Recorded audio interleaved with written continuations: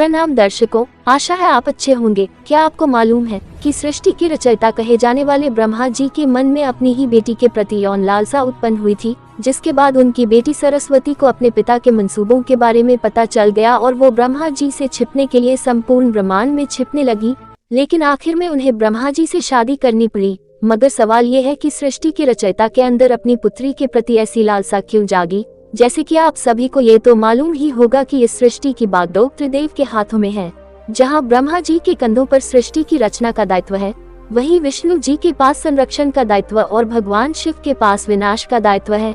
जब सृष्टि का विनाश होता है तो उसके बाद सृजन का चक्र दोबारा शुरू होता है। इस चक्र को शुरू करने के लिए ब्रह्मा जी ने अपने वीर्य से सरस्वती को जन्म दिया था।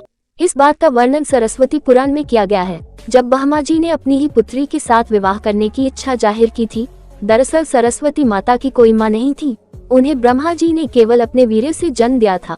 विद्या की देवी कही जाने वाली सरस्वती दिखने में बेहद खूबसूरत थी और आकर्षक भी। अब इस बात का अंदाजा इसी बात से लगाया जा सकता है कि सरस्वती इतनी खूबसूरत थी कि खुद उनके पिता भी उनसे शादी करना चाहते थे। अपने पिता के मंसूबों को सरस्वती भांप चुकी थी। यही कारण था कि वो उनसे बचने के लिए चारों दिशाओं में छिपती रही और अंत में सरस्वती आकाश में जाकर छिपी, जहां से उन्हें ब्रह्मदेव के 5वें सिर ने ढूंढ निकाला।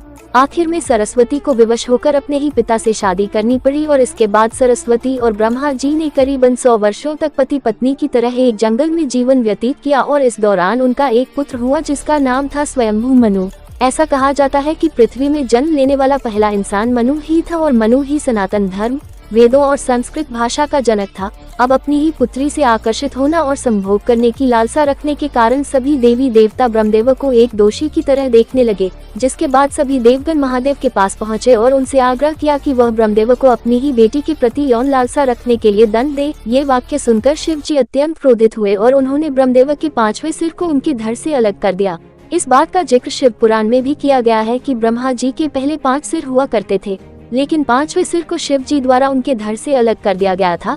भगवान शिव द्वारा ब्रह्मदेव का 5वां सिर ही इसलिए काटा गया क्योंकि 5वें सिर से ब्रह्मदेव ने अपनी ही पुत्री सरस्वती से संभोग करने के लिए कहा था, जिसके बाद क्रोधित होकर सरस्वती ने ब्रह्मा जी से कहा कि आपका ये मुख सदैव अपित्र बातें करता है और यही वजह है कि आपकी सोच भी विपरीत हो जाती है। भगवान शिव द्वारा ब्रह्मदेव के 5वें सिर को काटने के पीछे एक और कहानी काफी प्रचलित है। इसके मुताबिक एक बार भगवान शिव पार्वती माता को ढूंढते हुए ब्रह्मा जी के पास पहुँचे। अब जैसे भगवान शिव वहां पहुंचे, ब्रह्मा जी के सभी मुखों ने भगवान शिव का अभिवादन किया, लेकिन ब्रह्मा जी के 5वें मुख ने भगवान शिव का अभिवादन नहीं किया और अमंगल आवाजें निकालना शुरू कर दिया। ऐसे में भगवान शिव ने क्रोध में आकर ब्रह्मदेव का वो 5वां सिर ही उनके धड़ से अलग कर दिया। आशा है कि आपको यह जानकारी पसंद आई होगी। कृपया चैनल पर नए हैं तो सब्सक्राइब जरूर करें इसी तरह की वीडियोस के लिए। प्रणाम।